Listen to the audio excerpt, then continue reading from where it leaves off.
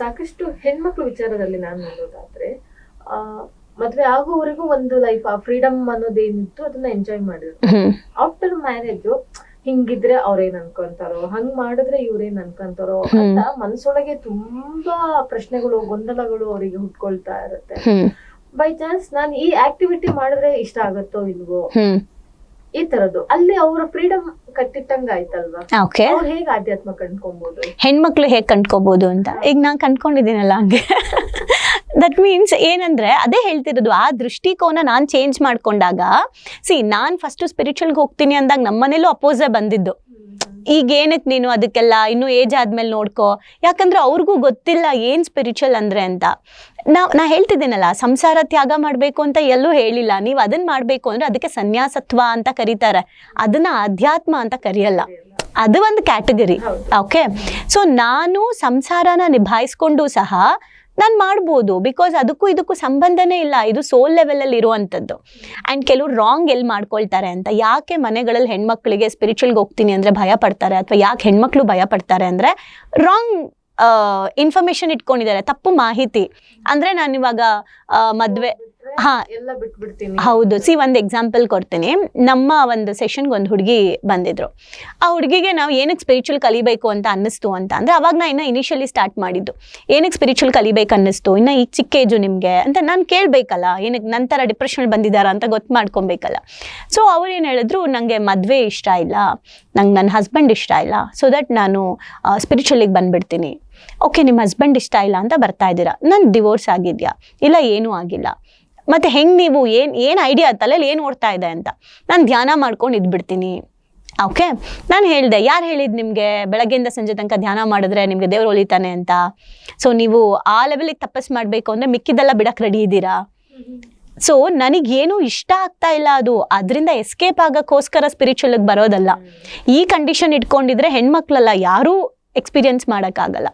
So that ಇದು ಆ ಥರ ಕಾನ್ಸೆಪ್ಟೇ ಅಲ್ಲ. ನಾವು ಇವಾಗ ಏನು ಗೊತ್ತಾ, ಈಗ ನಾನು ಕೆಲಸ ಮಾಡ್ತಾ ಇರ್ತೀನಿ ಮನೇಲಿ, ನಾನು ನೈಟ್ ಡ್ರೆಸ್ ಹಾಕೊಂಡು ಕೆಲಸ ಮಾಡ್ತಾ ಇರ್ತೀನಿ, ಮಾಮೂಲಿ ನೈಟ್ ಸೂಟ್ ಹಾಕೊಂಡು ಕೆಲಸ ಮಾಡ್ತಾ ಇರ್ತೀನಿ. ಸಡನ್ನಾಗಿ ನನಗೆ ಯಾವುದೋ ಒಂದು ಕಾಲ್ ಬರುತ್ತೆ, ಮ್ಯಾಮ್ ಇವರು ಎಮರ್ಜೆನ್ಸಿ ಇದೆ, ಒಂಚೂರೇನೋ ಕೇಳ್ತಾರೆ. ಇಮಿಡಿಯೇಟ್ ನಾನು ಹೋಗಿ ಈಗ ಸ್ನಾನ ಮಾಡಿಕೊಂಡು ನನ್ನ ಬಟ್ಟೆ ಚೇಂಜ್ ಮಾಡಿ ನಾನು ಎಲ್ಲ ಮಾಲೆ ಎಲ್ಲ ಧರಿಸ್ಕೊಂಡು ಪೂಜೆ ಮಾಡಿ ಕುತ್ಕೊಳ್ತೀನಿ ಧ್ಯಾನದಲ್ಲಿ. ಅಲ್ಲ, ಇಮಿಡಿಯೇಟ್ ಪ್ರಾಬ್ಲಮ್ ಹೇಳ್ತಿದ್ದಂಗೆ ಎಲ್ಲಿರ್ತೀವಿ ಅಲ್ಲೇ ಓಕೆ ಏನು ನಡೀತಾ ಇದೆ, ನಾನು ಏನು ಪ್ರೊಸೆಸ್ ಮಾಡಬೇಕು ಅದನ್ನು ಮಾಡೋದು. ಅದಕ್ಕೆ ಯಾಕೆ ನಿಮಗೆ ಡ್ರೆಸ್ಸು ಸಂಸಾರ ಯಾಕೆ ಬಿಡಬೇಕು? ಕರೆಕ್ಟ್ ಅಲ್ವಾ? ಯಾವ ಕಂಡೀಷನ್ಸು ಇಲ್ಲ. ಈ ಪೀರಿಯಡ್ಸ್ ಆದಾಗ ಪೂಜೆ ಮಾಡಬಾರ್ದು, ಪೂಜೆನೇ ಬೇರೆ, ಪೂಜೆ ಅಧ್ಯಾತ್ಮ ಅಲ್ವೇ ಅಲ್ಲ, ಅದು ಆಧ್ಯಾತ್ಮಕ್ಕೆ ಹೋಗೋಕೆ ಒಂದು ಮಾರ್ಗ, ಭಕ್ತಿ ಮಾರ್ಗ ಅದು. ಸೊ ಪೀರಿಯಡ್ಸ್ ಇರೋ ಟೈಮಲ್ಲಿ ಯಾಕೆ ಮಾಡಬಾರ್ದು? ಅದಕ್ಕೂ ಸೈಂಟಿಫಿಕ್ ರೀಸನ್ ಇದೆ, ಸುಮ್ಮನೆ ಹೇಳಿಲ್ಲ. ಮೊದಲನೇದು ನಾವು ಟಯರ್ಡ್ ಆಗಿರ್ತೀವಿ, ಅದಕ್ಕೆ ಆ ಟೈಮಲ್ಲಿ ಮಾಡಬಾರ್ದು. ಆ್ಯಂಡ್ ಎನರ್ಜಿ ನಮಗೆ ಪೀರಿಯಡ್ಸ್ ಆದಾಗ ಹೆಣ್ಮಕ್ಳಿಗೆ ಫ್ಲೋ ಕೆಳಗಡೆ ಆಗ್ತಾ ಇರುತ್ತೆ. ಸೊ ನೀವು ಸ್ಪಿರಿಚುವಲಿ ಕೂತು ನೀವು ಧ್ಯಾನ ಮಾಡಿದಾಗ ನಿಮ್ಮ ಫ್ಲೋ ಮೇಲಾಗುತ್ತೆ, ಶಕ್ತಿಯಿಂದ ಶಿವನ ಎನರ್ಜಿ, ಶಿವಶಕ್ತಿ ಎನರ್ಜಿ ಕನೆಕ್ಟ್ ಆಗುತ್ತೆ. ಸೊ ನೀವು ಸ್ಪಿರಿಚುವಲ್ ಕೂತು ಧ್ಯಾನ ಮಾಡಬೇಕಾದ್ರೆ ನಿಮ್ಮ ಎನರ್ಜಿ ಮೇಲಕ್ಕೆ ಹೋದಾಗ ನಿಮ್ಮ ಹೆಲ್ತ್ ಅಪ್ಸೆಟ್ ಆಗ್ಬೋದು, ಓವರ್ ಎಕ್ಸೆಸ್ ಆಫ್ ಹೀಟ್ ಆಗ್ಬೋದು, ಪ್ರಾಬ್ಲಮ್ ಆಗ್ಬೋದು, ತಲೆ ಸುತ್ತಬೋದು. ಸೊ ಫ್ಲೋ ಕರೆಕ್ಟಾಗಿ ಆಚೆ ಹೋಗಬೇಕಾಗಿರೋದು ಹೋಗದೇ ಇರ್ಬೋದು. ಈ ರೀಸನ್ಗೆ ಆ ಟೈಮಲ್ಲಿ ರೆಸ್ಟ್ ಮಾಡಿ, physically rest, mentally rest, emotionally rest ಅಂತ ಹೇಳಿರೋದು ಬಿಟ್ಟರೆ, ಅದಕ್ಕೋಸ್ಕರ ಇವಾಗ ಈಗ ಮುಟ್ಟೋದು ಅಂದ ತಕ್ಷಣ ಏನಾಗ್ಬಿಡುತ್ತೆ ಹೇಳಿ, ಹೆಣ್ಮಕ್ಳಿಗೆ ಕೆಲಸ ಇದ್ದಿದ್ದೆ, ಡೈಲಿ ಇದ್ದಿದ್ದೆ. ಸೊ ಹಾಲಿಡೇ ಇಲ್ಲದೆ ಇರೋವಂಥ ಒಂದು ಜಾಬ್ ಅಂದರೆ ಅದು ಹೌಸ್ ವೈಫ್ ಜಾಬ್ ಅಲ್ವಾ? ಎಲ್ಲರಿಗೂ ರಜಾ ಸಿಗ್ಬೋದು, ಬಟ್ ಮನೇಲಿ ಹೆಣ್ಮಕ್ಳಿಗೆ ರಜಾ ಸಿಗಲ್ಲ. ಸೊ ಆ ಟೈಮಲ್ಲಾದರೂ ರಜಾ ಸಿಗಲಿ, ಒಂದು ಹಾಲಿಡೇ ಸಿಗಲಿ ಅಂತ ಅಷ್ಟೇ ಅದು ಮಾಡಿರೋದು. ಆ್ಯಂಡ್ ಮುಟ್ಟು ಮೈಲಿಗೆ ಅದೆಲ್ಲದಕ್ಕಿಂತ ಹಿಂದೆ ಆತ್ಮ ಒಂದೇ, ಬಟ್ ಆ ಟೈಮಲ್ಲಿ ನಾವು ಎಮೋಷ್ನಲಿ ಅಷ್ಟು ಸ್ಟ್ರೆಂತ್ ಇರಲ್ಲ. ಈ ಎಲ್ಲ ಕಾರಣಕ್ಕೋಸ್ಕರ ಅದನ್ನು ಮಾಡ್ತಾರೆ. ಬಟ್ ಬೇರೆ ಬೇರೆ ಇನ್ನೂ ಪೀರಿಯಡ್ಸ್ ಆದಾಗ್ಲೇ ಪೂಜೆ ಮಾಡುವಂತಹ ಪ್ರೊಸೆಸ್ಗಳು ಕೂಡ ಇದೆ, ಎಷ್ಟೊಂದಿದೆ. ನೀವು ಕಾಮಾಖ್ಯ ದೇವಸ್ಥಾನಕ್ಕೆ ಹೋದರೆ ಅಲ್ಲೂ ಅದನ್ನು ಪವಿತ್ರವಾಗಿರೋ ದಿನ ಅಂತ ಆಚರಿಸ್ತಾರೆ. ಸೊ ಅವೆಲ್ಲ ಇದೆ. ಹಾಗಾಗಿ ನಮ್ಮ ತಲೆಯಲ್ಲಿರೋದು, ನಾವು ಹೆಣ್ಮಕ್ಳು ಅದನ್ನು ಮಾಡಬಾರ್ದು ಇದನ್ನು ಮಾಡಬಾರ್ದು ಅಂತ ಸಿಂಪಲ್ಲಾಗಿ ನಾನು ಎಲ್ಲರಿಗೂ ಹೇಳೋದಿಷ್ಟೇ, ಎಲ್ಲರೂ ಮಾಡ್ಬೋದು, ಎಲ್ಲರೂ ಮಾಡಲೇಬೇಕು. ಉಸಿರಾಡ್ತಿರೋರು ಪ್ರತಿಯೊಬ್ಬರು. ನನಗಿದೆ ಕ್ವಶನ್, ಯಾಕೆ ಎಲ್ಲರೂ ಆಧ್ಯಾತ್ಮದ ಕಡೆಗೆ ಬರಬೇಕು? ಓಕೆ, ಹೆಂಗೆ ಇದು ಅಂದರೆ, ಆಧ್ಯಾತ್ಮ ಕಡೆ ಎಲ್ಲರೂ ಯಾಕೆ ಬರಬೇಕು ಅಂದರೆ, ಎಲ್ಲರೂ ಕೂಡ ಹೆಂಗೆ ನಾವು ಹ್ಯೂಮನ್ ಬೀಯಿಂಗ್ ಆಗಿದ್ದೀವೋ ಹಾಗೆ ಸ್ಪಿರಿಚುವಲ್ ಬೀಯಿಂಗ್ ಕೂಡ. ನಾವು ಹುಟ್ಟಿದೀವಿ, ನಮ್ಮ ಸೋಲ್ ಒಂದು ಎಕ್ಸ್ಪೀರಿಯನ್ಸ್ ಮಾಡಕ್ ಬಂದಿದೆ. ನಾನು ಅದ್ರ ಬಗ್ಗೆ ಡೀಪ್ ಆಗಿ ಹೇಳ್ಬೇಕು ಅಂದ್ರೆ ಸೋಲ್ ಜರ್ನಿನೇ ಒಂದು ಎಪಿಸೋಡ್ ಆಗುತ್ತೆ. ಬಟ್ ನಾನು ಲೈಟ್ ಆಗಿ ಹೇಳ್ತೀನಿ ಏನಂದ್ರೆ, ಈಗ ಒಂದು ಆತ್ಮ ಏನೋ ಒಂದು ಎಕ್ಸ್ಪೀರಿಯನ್ಸ್ ಮಾಡಕ್ಕೆ ಇಲ್ಲಿಗೆ ಬಂದಿದೆ. ಇಂಡಿವಿಜುವಲ್ ಆತ್ಮ, ಒಂದೊಂದು ಆತ್ಮ ಒಂದೊಂದು ಎಕ್ಸ್ಪೀರಿಯನ್ಸ್ ಮಾಡಕ್ ಬಂದಿದೆ. ಸೊ ಇಲ್ಲಿಗೆ ಬಂದಾಗ ನಾನು ಆ ಎಕ್ಸ್ಪೀರಿಯನ್ಸ್ ಮಾಡೋದನ್ನ ಏನಕ್ಕೆ ಬಂದಿದ್ದೀನಿ ಅಂತ ಮರೆತು ನಂದೇ ಆದಂಥ ಮೆಟೀರಿಯಲಿಸ್ಟಿಕ್ ಲೈಫಲ್ಲಿ ನಾನು ಫುಲ್ಲು ಲಾಕ್ ಆಗಿಬಿಟ್ಟಿರ್ತೀನಿ.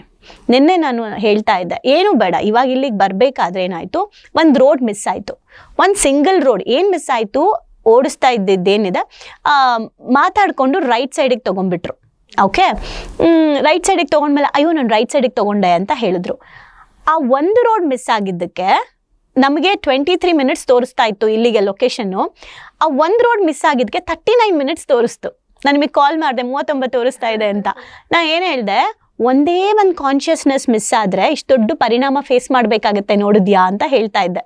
ಜೀವನದಲ್ಲೂ ಹಾಗೇನೆ ಒಂದು ಕಾನ್ಷಿಯಸ್ನೆಸ್ ಮಿಸ್ ಆದರೆ ಅಲ್ಲೇ ಸುತ್ತ ಹಾಕ್ಕೊಂಡು ಆ ಲೊಕೇಶನ್ಗೆ ಹೋಗೋಕ್ಕೆ ಬೇಗ ಹೋಗೋದನ್ನ ಡಿಲೇ ಮಾಡ್ಕೊತೀವಿ. ಅಂದರೆ ಆಧ್ಯಾತ್ಮ ಯಾಕೆ ಬೇಕು ಅಂದರೆ ನಮ್ಮ ಡೆಸ್ಟಿನಿ ಏನೋ ಇರುತ್ತೆ ಆಯಿತಾ, ಅಥವಾ ನಮ್ದೇನೋ ಒಂದು ಡ್ರೀಮ್ ಇರುತ್ತೆ. ನೀವು ಶ್ರೀಮಂತರಾಗಬೇಕು ಅಂದ್ಕೊಳ್ಳಿ, ಆರೋಗ್ಯವಾಗಿರಬೇಕು ಅಂದ್ಕೊಳ್ಳಿ, ಸಂಬಂಧದಲ್ಲಿ ಚೆನ್ನಾಗಿರ್ಬೇಕು ಅಂತ ಅಂದ್ಕೊಳ್ಳಿ, ಏನೋ ಒಂದು ದೊಡ್ಡ ಸಾಧನೆ ಮಾಡಬೇಕು ಅಂತ ಅಂದ್ಕೊಳ್ಳಿ, ನೀವು ಏನಾದರೂ ಅಂದ್ಕೊಳ್ಳಿ, ನಿಮ್ಮ ಜಾಬಲ್ಲಿ ನೀವು ಸಕ್ಸಸ್ ಆಗಬೇಕು ಅಂತನಾದರೂ ಅಂದ್ಕೊಳ್ಳಿ.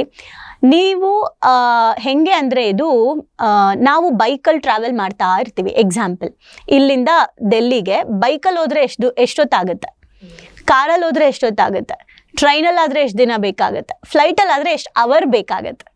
ಕರೆಕ್ಟಾ? ಸೊ ಅಧ್ಯಾತ್ಮ ಅಂದರೆ ಇಟ್ಸ್ ಲೈಕ್ ಫ್ಲೈಟ್ ಅಂತ.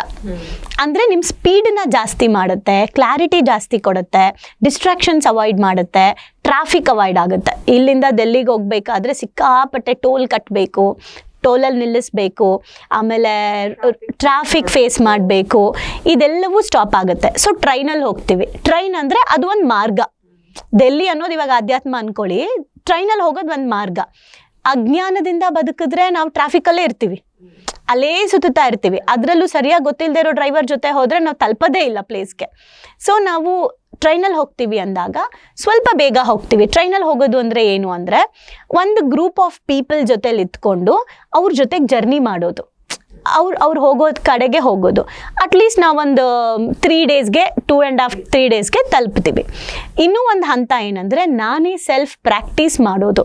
ಒಬ್ಬ ಗುರುವಿನ ಮೂಲಕ ಕಲಿತಾ ಇಂಪ್ಲಿಮೆಂಟ್ ಅಳವಡಿಸ್ಕೊಳ್ತಾ ಸಾಧನೆಗಳನ್ನು ಮಾಡ್ತಾ ನಾನು ಸ್ಪೀಡಾಗಿ ಫ್ಲೈಟ್ ಥರ ಹೋಗೋದು. ಸೊ ಅಧ್ಯಾತ್ಮ ಎಲ್ರಿಗೂ ಯಾಕೆ ಬೇಕು ಅಂದರೆ, ನಿಮ್ಮ ಜೀವನದಲ್ಲಿ ಇವಾಗ ಏನು ಕಷ್ಟಪಡ್ತಾ ಇದ್ದೀರಾ, ಹಣಕಾಸಿನಲ್ಲಿ, ಆರೋಗ್ಯದಲ್ಲಿ, ಸಂಬಂಧದಲ್ಲಿ, ಯಾವುದಲ್ಲಾದರೂ ಪಡ್ತಾ ಇರಿ. ಬಟ್ ಸ್ಪಿರಿಚುವಲ್ ನಿಮ್ಮ ಕಷ್ಟಗಳು ಯಾಕೆ ಪಡ್ತಾ ಇದ್ದೀವಿ, ಅದು ಎಲ್ಲಿಂದ ಸ್ಟಾರ್ಟ್ ಆಯಿತು, ಅದಕ್ಕೆ ಪರಿಹಾರ ಏನು, ಅದನ್ನು ಯಾವ ರೀತಿ ನಾವು ಎದುರಿಸ್ಬೇಕು, ಅದನ್ನು ಹೇಗೆ ಫೇಸ್ ಮಾಡಿದ್ರೆ ನಾವು ಬೇಗ ತಲುಪ್ತೀವಿ ನಮ್ಮ ಡೆಸ್ಟಿನಿಗೆ, ಇವೆಲ್ಲವನ್ನು ಹೇಳ್ಕೊಡೋದೇ ಆಧ್ಯಾತ್ಮ. ಸಾಧನೆಗಳು ಅಂತ ಅಂದರೆ ಯಾವಾಗ ಸಾಧನೆಗಳು ಮಾಡಬೇಕು. ಈಗ ನಮ್ಮ ಕೆಲವು ಸಾಧನೆಗಳನ್ನ ಹೇಳಲಿಕ್ಕಾಗಲ್ಲ, ಯಾರು ಅದನ್ನು ಹೇಳಲ್ಲ, ಪ್ರಾಕ್ಟೀಸ್ ಮಾಡಿ ದೀಕ್ಷೆ ಮಾಡಿ ಮಾಡ್ತಾರೆ. ಆದರೆ ಈ ಸಾಧನೆಗಳನ್ನು ನಾನು ಮಾಡೋಕ್ಕೆ ಮುಂಚೆ ತುಂಬ ಸಿಂಪಲ್ ಸಾಧನೆ ಸ್ಟಾರ್ಟ್ ಮಾಡಬೇಕಾಗಿರೋದು. ಪ್ರತಿಯೊಬ್ಬರು ಬಿಗಿನಿಂಗಲ್ಲಿ ಆಧ್ಯಾತ್ಮಕ್ಕೆ ಹೇಗೆ ಬರಬೇಕು ಅಂದರೆ, ರಿಯಲೈಸೇಷನ್ಸ್ ಮಾಡೋದ್ರ ಮೂಲಕ ಎಂಟ್ರಿ ಆಗಬೇಕು. ಅಂದರೆ ನಮ್ಮ ಎಂಟೈರ್ ಲೈಫಲ್ಲಿ ನಮಗೆ ಬುದ್ಧಿ ಬಂದಾಗಿಂದ ಇಲ್ಲಿವರೆಗೂ ನಾವು ಯಾರಿಗಾದ್ರೂ ಮೋಸ ಮಾಡಿದ್ದೀವ, ಯಾರಿಗಾದ್ರೂ ಅನ್ಯಾಯ ಮಾಡಿದ್ದೀವ, ಯಾರಿಂದ ಆದರೂ ಕೆಟ್ಟದಾಗಿ ಗಾಸಿಪ್ ಮಾಡಿದ್ದೀವ, ಇದೆಲ್ಲವೂ ಸ್ವಲ್ಪ ನಾವು ಗಮನಿಸ್ಕೊಂಡ್ರೆ ಎಷ್ಟು ಮುಕ್ತವಾಗಿರ್ಬೋದು ನಾವು ಅಂತ ಫಸ್ಟು ರಿಯಲೈಸೇಷನ್ ಸ್ಟಾರ್ಟ್ ಮಾಡೋದೇ ಫಸ್ಟ್ ಸ್ಟೆಪ್ ಆಧ್ಯಾತ್ಮಕ್ಕೆ. ಸೊ ಯಾಕೆಲ್ಲರೂ ಬರಬೇಕು, ನೆಮ್ಮದಿಯಾಗಿ ಅವ್ರವ್ರಿಗೆ ಬೇಕಾಗಿರೋದನ್ನ ಬೇಗ ಪಡ್ಕೊಳ್ಳೋಕ್ಕೆ ಸ್ಪಿರಿಚುವಲ್ ಸ್ಪೀಡ್ ಮಾಡುತ್ತೆ. ನಮಗೆ ಬರಲಿಲ್ಲ ಅಂದರೆ ಏನಾಗುತ್ತೆ, ನಾವು ಎಲ್ಲಿ ಸುತ್ತಾ ಇರ್ತೀವಿ ಅಲ್ಲೇ ಸುತ್ತಾ ಇರ್ತೀವಿ. ಕೃಷ್ಣ ಹೇಳಿರೋ ಹಾಗೆ ಪುನರಪಿ ಜನನಂ ಮರಣಂ. ಸೊ ನಾವು ಹುಟ್ಟುತ್ತೀವಿ ಮತ್ತೆ ಹುಟ್ಟುಬಾ. ನಮಗೆ ಗೊತ್ತಿರೋ ಹಾಗೆ ಭೀಷ್ಮ ಅವರ ಬಗ್ಗೆ 100 ಜನ್ಮಗಳ ಹಿಂದೆ ಮಾಡಿರುವಂತಹ ತಪ್ಪಿಗೆ ಭೀಷ್ಮಾಚಾರ್ಯರಿಗೆ ಮುಳ್ಳಿನ ಹಾಸಿಗೆ ಮೇಲೆ ಅವರು ಪ್ರಾಣವನ್ನ ಬಿಡ್ತಾರೆ, ಅಂದ್ರೆ ಮಲ್ಕೊಂಡಿರ್ತಾರೆ ಅಲ್ವಾ ಅಲ್ಲಿ. ಅದು 100 ವರ್ಷದ ಹಿಂದೆ ಅವರು ಹಾವಿಗೆ ಮಾಡಿರುವಂತ ಪ್ರಾಬ್ಲಮ್. ಅದು 100 ವರ್ಷದ ಹಿಂದೆ ಅವರು ಕಾಡಿಗೆ ಹೋಗ್ಬೇಕಾದ್ರೆ ಕುದುರೆಯಲ್ಲಿ ಒಂದು ಹಾವು ಅಡ್ಡ ಬರುತ್ತೆ. ಆ ಹಾವು ಅಡ್ಡ ಬಂದಾಗ ಅದನ್ನ ಕತ್ತೆಯಿಂದ ತೆಗೆದ್ಬಿಟ್ಟು ಒಂದು ಮುಳ್ಳಿನ ಹಾಕ್ಬಿಡ್ತಾರೆ. ಅದು ಚುಚ್ಚಿ ಚುಚ್ಚಿ ಚುಚ್ಚಿ ಹಾವು ಪ್ರಾಣತ್ಯಾಗ ಮಾಡುತ್ತೆ. ಆ ಕರ್ಮಕ್ಕೆ 100 years ಆದಮೇಲೆ ಬಿಡದೆ ಅದನ್ನ ಅನುಭವಿಸ್ತಾರೆ. ಯಾಕೆ 100 years ಆಗಿಲ್ಲ ಅಂದ್ರೆ ಮುಂಚೆನೆ ಮಾಡ್ಬೋದಿತ್ತಲ್ವಾ? ಅಂದ್ರೆ ಈಗ ಇವತ್ತು ನಾನು ಸಾಯಿಸ್ದೆ, ಇವಾಗ್ಲೇ ನಂಗೆ ಕರ್ಮ ಕೊಡ್ಬೋದಲ್ವಾ? ಅಂದ್ರೆ ಅವ್ರು ಮಾಡಿರೋ ಪುಣ್ಯಗಳು ಇರುತ್ತಲ್ಲ, ಅದು ಅಂದ್ರೆ ನಮ್ಮ ಅಕೌಂಟಲ್ಲಿ ದುಡ್ಡಿದೆ, ಅದು ಖಾಲಿ ಆಗ್ಬೇಕು. ಅದು ಖಾಲಿ ಆಗ್ತಾ ಆಗ್ತಾ ಆಗ್ತಾ ಆಗ್ತಾ ಆಮೇಲೆ ನಮ್ಗೇನು ಫಿಲ್ ಮಾಡ್ತಾರೆ. ಹಾಗೆ ನಾವು ಮಾಡಿರೋ ಪುಣ್ಯಗಳು ಖಾಲಿ ಆಗ್ಬೇಕು. ನಾವು ಸಂಪಾದನೆ ಮಾಡಿರೋ ದುಡ್ಡು ಖಾಲಿ ಆಗ್ಬೇಕು, ಅವಾಗ ಸಾಲ ಜಾಸ್ತಿ ಆಗುತ್ತೆ. ಕರೆಕ್ಟ್ ಅಲ್ವಾ? ಹಾಗೆ ನಾವು ಸಂಪಾದನೆ ಮಾಡಿರೋ ಪುಣ್ಯ ಖಾಲಿ ಆಗ್ತಾ ಆಗ್ತಾ ಪಾಪಗಳ ಲಿಸ್ಟ್ ಓಪನ್ ಆಗ್ತಾ ಹೋಗುತ್ತೆ. ಅವ್ರಿಗೆ 100 ವರ್ಷ ಬೇಕಿತ್ತಂತೆ, ಅಷ್ಟು ಒಳ್ಳೇದು ಮಾಡಿದ್ದಾರೆ. ಸೊ ಅದಕ್ಕೆ 100 years ಬೇಕಾಯ್ತು ಅವರು ಆ ಶಿಕ್ಷೆನ ಅನುಭವಿಸೋದಕ್ಕೆ. ಸೊ ಹಾಗೆ ಆಧ್ಯಾತ್ಮದಲ್ಲಿ ನಾವು ಬರಲಿಲ್ಲ ಅಂದರೆ ನಾನು ಯಾವ್ಯಾವ ಜನ್ಮದಲ್ಲಿ ಏನೇನು ಮಾಡಿದ್ದೀನೋ ನಂಗೆ ಗೊತ್ತಿಲ್ಲ. ಸೊ ಯಾವ್ಯಾವ ಜನ್ಮದಲ್ಲಿ ಏನೇನು ಫೇಸ್ ಮಾಡಿದ್ದೀನೋ ನಂಗೆ ಗೊತ್ತಿಲ್ಲ. ಈ ಲೈಫಲ್ಲಿ ನಾನು ಆಧ್ಯಾತ್ಮಕ್ಕೆ ಬರಲಿಲ್ಲ ಅಂದರೆ ಮತ್ತೆ ಮತ್ತೆ ಮತ್ತೆ ಮತ್ತೆ ಅದೇ ಲೈಫ್ನ ಅದೇ ಏನು ಪ್ರೆಷರು ಅದನ್ನೇ ಅನುಭವಿಸೋಕ್ಕೆ ಹುಟ್ಟು ಬರಬೇಕಾಗತ್ತೆ. ಕೆಲವ್ರು ಕೇಳ್ಬೋದು, ಮುಂದಿನ ಜನ್ಮ ತಾನೇ, ಇರಲಿ ಬಿಡಿ ಮೇಡಮ್, ಈ ಜನ್ಮ ಹೆಂಗೋ ಕಳೆದು ಬಿಡೋಣ ಅಂತ. ಕರೆಕ್ಟಾ? ಬಟ್ ಈ ಜನ್ಮದಲ್ಲೂ ನಾನು ನೆಮ್ಮದಿಯಾಗಿರಲ್ವಲ್ಲ, ಈ ಜನ್ಮದಲ್ಲೂ ನಾನು ಅನುಭವಿಸ್ತಾ ಇರ್ತೀನಿ ಅಲ್ವಾ? ಸೊ ಫೈನಲಿ ಏನು ಗೊತ್ತಾ, ಅಧ್ಯಾತ್ಮಕ್ಕೆ ಯಾಕೆ ಬರಬೇಕು ಅಂದರೆ, ಹೊರಗಡೆ ಎಷ್ಟೊಂದು ಸಕ್ಸಸ್ ಆದಮೇಲೂ ಕೂಡ ಒಳಗಡೆ ಒಂದು ಖಾಲಿ ಅನಿಸುತ್ತೆ ಲೈಫ್. ಒಳಗಡೆ ಏನೋ ಖಾಲಿ ಖಾಲಿ ಅನಿಸ್ತಾ ಇರುತ್ತೆ. ನಿಮ್ಗೆಲ್ಲ ಸಿಕ್ಕಿದ್ರೂ ಏನೋ ಇಲ್ಲ ಅನ್ಸುತ್ತೆ, ಮಿಸ್ಸಿಂಗ್ ಅನ್ಸುತ್ತೆ. ಆ ಮಿಸ್ಸಿಂಗ್ ನಮಗೆ ಬರಬಾರ್ದು, ಖಾಲಿತನ ಫೀಲ್ ಆಗಬಾರ್ದು, ನಾನು ಕಂಪ್ಲೀಟ್ ಇದ್ದೀನಿ ಅನ್ನೋ ತೃಪ್ತಿ ಬೇಕು ಲೈಫಲ್ಲಿ ಅಂದರೆ. ಆ್ಯಂಡ್ ಅದಕ್ಕೆ ಎಲ್ಲರೂ ಮಾಡೋದಲ್ವಾ ಸ್ಯಾಟಿಸ್ಫ್ಯಾಕ್ಷನ್ ಅಂತ. ಸೊ ಅದು ಸಿಗಬೇಕು ಅಂದರೆ ಆಧ್ಯಾತ್ಮ ಸಪೋರ್ಟ್ ಮಾಡುತ್ತೆ. ಆಧ್ಯಾತ್ಮಕ್ಕೆ ಬರಲಿಲ್ಲ ಅಂದರೆ ನಮ್ಗೇನು ಸಿಗಬೇಕು ಲೈಫಲ್ಲಿ, ಸಿಗಬೇಕಾಗಿರೋದು ಸಿಗಲ್ಲ. ಸೊ ಅದಕ್ಕೆ ಎಲ್ಲರೂ ಆಧ್ಯಾತ್ಮಕ್ಕೆ ಬರಲೇಬೇಕು. ಇದು ಸ್ಕೂಲಿಂದ ಹಿಡಿದು ಕಾಲೇಜಲ್ಲಿ ಎಲ್ಲ ಕಡೆನೂ ಸ್ಪಿರಿಚುವಲ್ ಬಗ್ಗೆ ಒಂದು ಟಾಪಿಕ್ ಬರಬೇಕು ನಮ್ಮ ಎಜುಕೇಷನ್ ಸಿಸ್ಟಮಲ್ಲಿ ಅನ್ನೋದು ನಂದು ಒಂದು ಡ್ರೀಮ್.